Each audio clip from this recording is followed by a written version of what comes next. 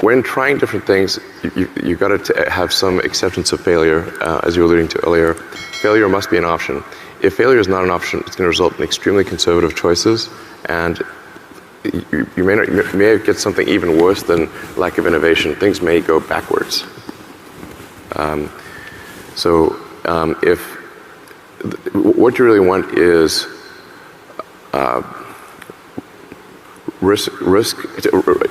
you want reward and punishment to be proportionate to the actions that you seek. So if what you're seeking is innovation, then you should reward success in innovation, and only there should be minor consequences for trying and failing. There should be minor. With significant rewards for trying and succeeding, minor consequences for trying and not succeeding, and major negative consequences for not trying.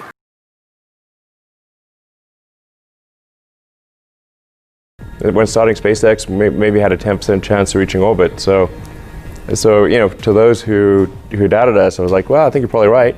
The number of times that I was told, like, because I was taking the money that I earned from PayPal and rolling it into to create SpaceX and Tesla, and I ended up spending it all. It wasn't the intention, but almost both companies went bankrupt. Frankly, 2008 was a tough year. It took us 4 attempts just to get to orbit with Falcon 1. But a lot of times people would tell me this joke, like, how do you make a small fortune in the rocket industry? You start with a large one, is the punchline. And I was like, okay, I already heard that joke 12,000 times, Anyway, and it almost came true. We just barely made it there, that 4th launch of Falcon 1. That's all the money we had for that 4th launch.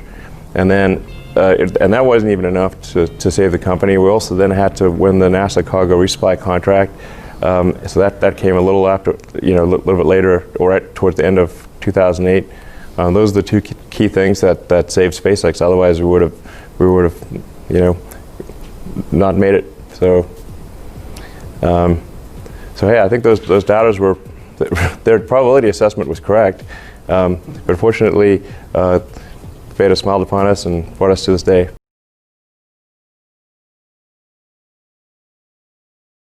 As you look back on your career in the space industry, what has been the most surprising or unexpected challenge that you faced? And along those lines, if you were to go back in time and talk to your 20-year-old self, would you do anything differently?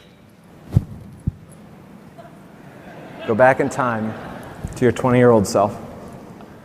I think it would make far fewer mistakes. Obviously, if I could go, like, here's a list of all the dumb things you're about to do. Please do not do them. Wouldn't we all? It'd be a very long list, and like, here, let me write it down or something. It's hindsight's 20/20, so it's hard to say. I've made so many foolish mistakes. I lost count, honestly.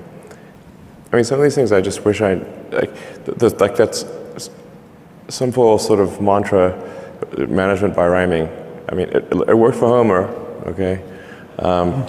But management by rhyming is that thing I was saying, like, if the schedule is long, the design is wrong. We've overcomplicated the design many times.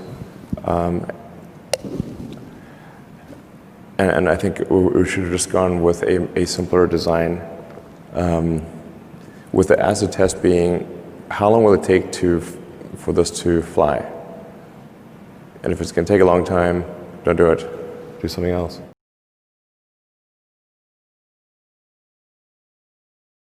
I think we need to push for radical breakthroughs. And if you don't push for radical breakthroughs, you're not going to get radical outcomes. And that does mean taking risks. Common sense that if you take a big risk, in order to have a big reward, there must be a big risk. Most of the time, you cannot find big reward for small risk. Those are rare. So you're going to have some proportionality with the risk and reward.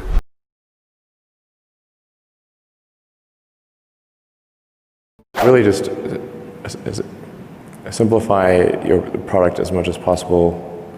And then like if I think of some of the ways in which, how does a smart engineer make dumb mistakes, is you optimize something that shouldn't exist. Don't optimize something that shouldn't exist. But people are trained to do this in college.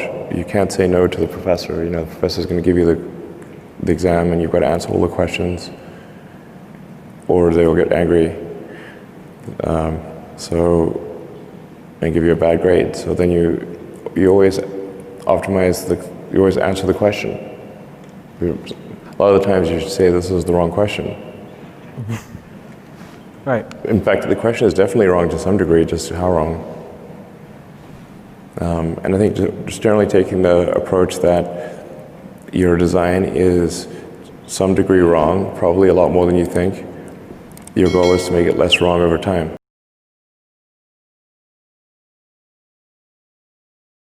Zip2 started off as basically, like I said, we're trying to figure out how to make enough money to exist as a company, and so since there wasn't really any advertising money being made, we thought we could help existing companies get online, bring their stuff online. So we developed software that helped bring a lot of the newspapers and media companies online, because a lot of them just they also didn't know what the internet was. You had some big customers, didn't you? Yeah.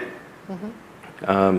And even the ones that were aware of the internet didn't have a software team, so they weren't very good at developing functionality.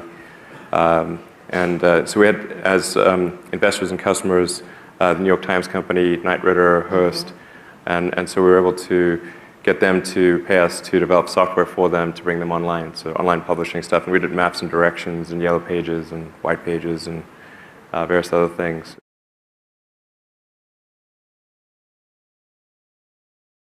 All right, last question. 3 pieces of advice to entrepreneurs. What are your 3 pieces? I'm an entrepreneur, so you can share them with me. Okay. How would you advise me?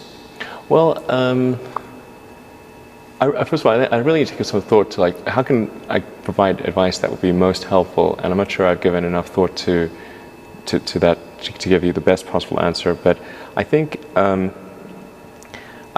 certainly being focused on something that you're confident will have high value to someone else, and just being really rigorous in making that assessment, because people tend to, a natural human tendency is wishful thinking.